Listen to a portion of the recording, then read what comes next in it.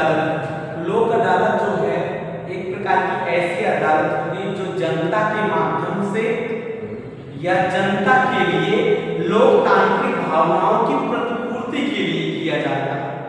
इसमें न केवल जज या वकील बल्कि पूरी जनता के प्रतिनिधित्व का क्रियान्वयन किया जाता है। लोक अदालत में जनता की अदालत के माध्यम से सामान्य मामलों का निस्तारण किया जाता है। इसमें जनता के जो कम खर्चीले मामले होते हैं, जैसे विवाद, छोटे मोटे विवाद से संबंधित, संपत्ति से संबंधित, श्रम से संबंधित मामले का विवाद का निस्तारण इसमें किया जाता है।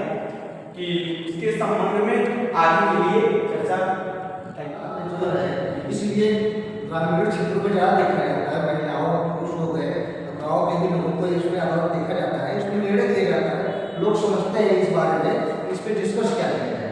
जो भी निर्णय आते हैं वो सब लोग मिल करके उसमें विचार विमर्श करते हैं, उसी के आधार पर कमियों को और खूबियों को देखते हैं, उसके आधार पर उसमें निर्णय दिया जाता है। इसलिए अदालत में जरूरी नहीं कि अदालत में ही वहाँ जो कोर्ट जज फैसला करता है, यहाँ सब लोग मिल करके आपस में डिस्कस करके उसका निर्णय देने का अधिकार क्षेत्र का होता है। इसी लोग अदालत कहते हैं। लोक अदालत में कुछ खास बातें, लोक अदालत जो है निष्पक्ष और सरल न्याय मिलता है।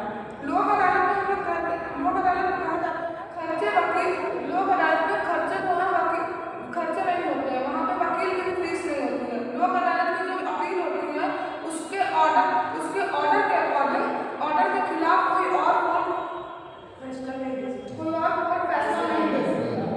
लोक अदालत में जो निपटारा होता है वो तुरंत होता है। इसमें जो लोक अदालत से समझौता करने का एक मंच है, या लोक अदालत में यह किया जाता है कि लोक अदालत को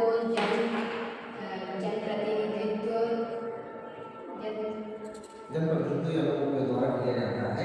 लोक अदालत लोगों की अदालत है। इसमें लोक अदालत में एडीआर के द्वारा इसका तरीके से इसका फैसला किया जाता है। लोक अदालत के जो तरीके इसमें फीस होते हैं वकीलों के नहीं होते, और कोर्ट फीस जो होती है वो भी नहीं होती है। लोक अदालत में जो फैसले आते हैं वो दूसरी और अदालत के द्वारा उस फैसले का तौहीन करके दूसरी अदालत में ही फैसला का लोक अदालत में इसीलिए कहा जाता है कि लोगों के द्वारा किया गया कार्य या सुनवाई जो है लोक अदालत कहा जाता है। इसलिए अदालत या लोक अदालत के आधार पर ही ग्रामीणों को क्षेत्र को ध्यान में रखते हुए, कमियों को देखते हुए उसी आधार पर जो है उसको निर्णय दिया जाता है। इसलिए इसे कहा जाता है लोक अदालत। इसीलिए हम लोग इसको खर्चीला भी नहीं होता है, इसमें जज या वकीलों को फीस देना नहीं पड़ता है, इसलिए प्री कंडीशन होता है। इसलिए कॉन्ट्रैक्ट जो होता है इसका सब लोग मिल करके उस पर डिस्कस करके उसका निर्णय देने का अधिकार होता है। इसलिए जो इसमें खर्चीले बने होता है, इसलिए लोगों के द्वारा जो किया जाता है जनता के आधार पर, सुनवाई के आधार पर, ग्रामीण क्षेत्रों के आधार पर और उनके क्षेत्रों के व्यवहारों के आधार पर उसके निर्णय के या परिवार के आधार पर उसको निर्णय देने का अधिकार क्षेत्र होता है। इसलिए लोक अदालत होता है। लोक अदालत जो होता है, लोक अदालत में न केवल बहुत गंभीर मामले बल्कि सामान्य मामले को सुलझाने का एक तरीका होता है। लोक अदालत में यहाँ तक कि मानवाधिकार को संरक्षण को लेकर के लोक अदालत की बहुत अहम भूमिका होती है। लोक अदालत की भावनाएं यहाँ तक भारत के संविधान के आर्टिकल 21 को न्यायिक जुडिशरी एक्टिविज्म के तहत लोक अदालत को अधिक जस्टिफाइड किया गया है।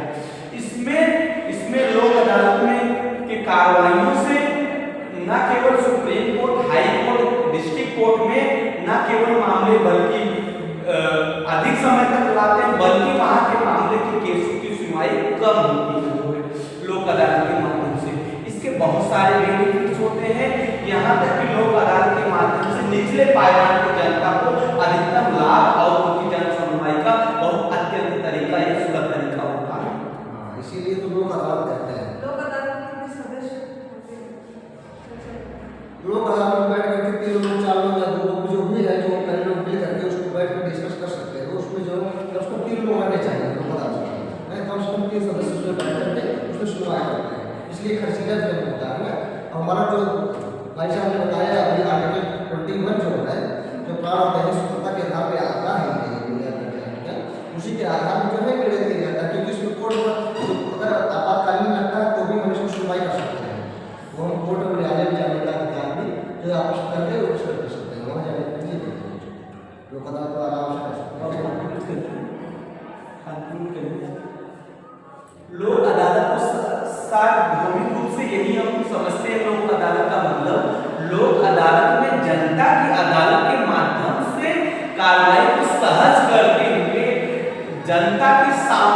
लाभ, जन कल्याण की भावना, राज्य का इसमें प्रमुख योगदान होता है।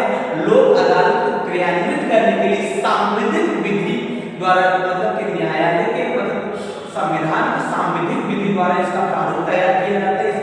इसको एक्टिव मतलब कि एक्ट या अधिनियमित करने के लिए पार्लियामेंट अलग अलग समय पर उसके सदस्यों में बढ़ोतरी करती रही है, इसकी प्रक्रिया को अलग अलग माध्यम से रूपांतरित करती रही है। इसी के साथ